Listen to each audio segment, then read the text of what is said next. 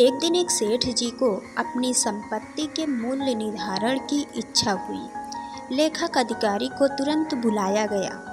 सेठ जी ने आदेश दिया, मेरी संपूर्ण संपत्ति का मूल्य निर्धारण करके ब्यौरा दीजिए। यह कार्य अधिकतम 1 सप्ताह में हो जाना चाहिए।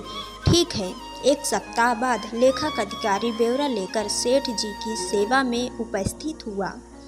सेठ जी ने पूछा, कुल कितनी संपदा है? सेठ जी, मोटे तौर पर कहूँ तो आपकी 7 पीढ़ी बिना कुछ किए धरे आनंद से भोग कर सके, इतनी संपदा है आपकी, बोला लेखक अधिकारी।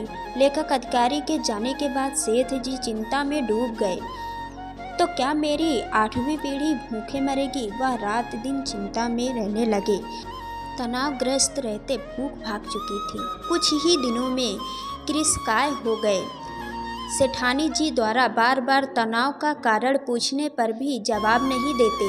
सेठानी जी से सेठ जी की ये हालत देखी नहीं जा रही थी। मन की स्थिति व शांति का वास्तव देखकर सेठानी जी ने सेठ जी को साधु संत के पास सत्संग में जाने को प्रेरित कर ही लिया। सेठ जी भी पहुंच गए एक सुप्रसिद्ध संत समागम में। एकांत में सेठ जी ने संत महात्मा से मिलकर अपनी समस्या का निदान जानना चाहा। महाराज जी, मेरे दुख का तो पार ही नहीं है। मेरी 8वीं पीढ़ी भूखी मर जाएगी। मेरे पास मात्र अपनी 7 पीढ़ी के लिए पर्याप्त हो इतनी ही संपत्ति है।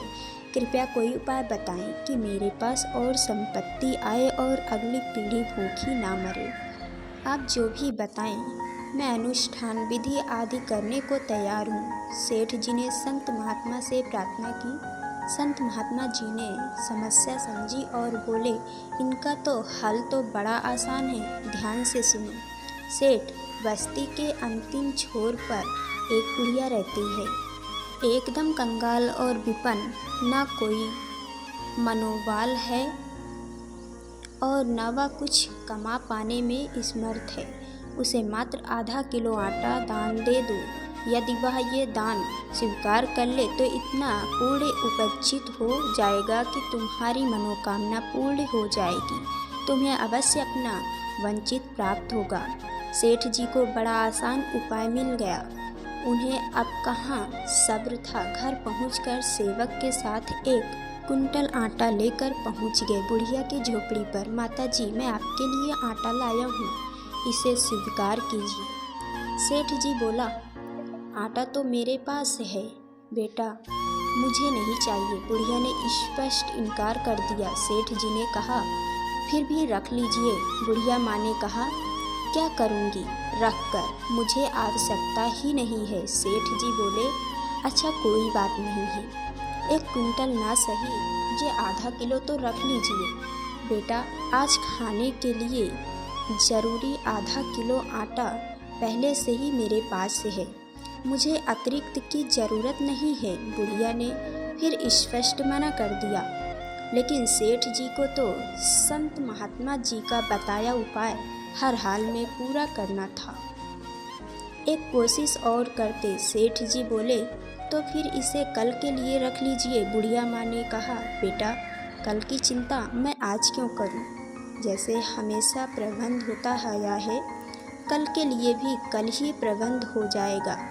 इस बार भी बुढ़िया माँ ने लेने से साफ इनकार कर दिया। सेठ जी की आंखें खुल चुकी।